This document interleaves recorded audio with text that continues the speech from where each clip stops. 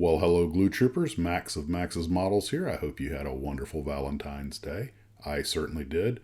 We sat at home, turned off the phones, and watched TV, and it was a perfect day. While there was a gap in the day where I was able to sneak out to the Tarbis, and I mounted a shelf. This was a shelf that I had removed from the office in here. I had it out in the Tarbis originally, but it sagged pretty badly because it was just going into sheetrock and it's fairly heavy. So I got a stud finder. And by golly, that thing's in solid now. And it has a few of the models on display, so I rearranged that into the Tarbis. And then I decided to go ahead and put that 600-gallon centerline tank on the Colonel's F4 because he told me during that mission that was actually the only extra fuel tank they were carrying. Now, I was afraid of trying to remove the wing tanks for fear of damaging the model. So I got the 600-gallon tank painted and got it on there. And I just gave the wing tanks a little tug and they popped right off. So now the aircraft is in proper configuration. And I was real happy that that worked out. It's back on the shelf. Unfortunately, you guys may remember that I bought some marine decals to replace one that I'd accidentally put too much solvent on, so it disintegrated. And they started disintegrating. I was able to piece one together and put it on the airplane. Unfortunately, I just touched it ever so lightly with my finger and just flaked right off. So I'm going to have to go ahead and buy some more Marines decals for this kit for this one side. And this time I'm not going to get cheap. Last time I found some for like $18 and they were probably 40 years old.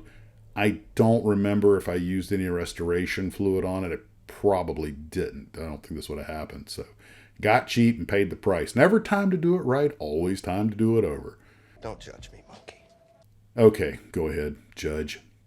So I'll spend a 30 or 40 bucks to get some 132nd scale F4 Marines decals and patch that up because in the meantime I had to turn the model around so the good side showed, but liking symmetry, I had to flip the entire shelf around.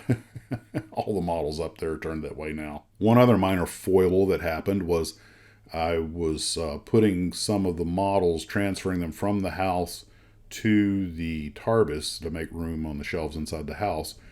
And my car versus kit diorama, the little David Hasselhoff figure I made from an Immense Miniature, fell off, the arm broke off, the head broke off, and Immense Miniatures makes excellent 124 and 125 scale figures, but by golly, if that resin isn't so good that the things hit the ground with authority and the head just shot, oh, I heard it go ping, and I'm like, that shot a long way.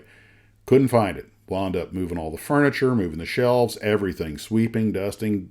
Used my camera to look underneath everything, and when I wasn't satisfied with those results, I went ahead and moved the furniture anyway. Nowhere to be found. That thing's probably halfway into lunar orbit. Oh well, if that's the worst thing that happens in a day, you're doing all right. So once again, guys, I hope you had a wonderful Valentine's Day. I am planning a live stream tomorrow night. Don't really have a subject matter yet, but sometimes when we just wing it, they're the best times we have.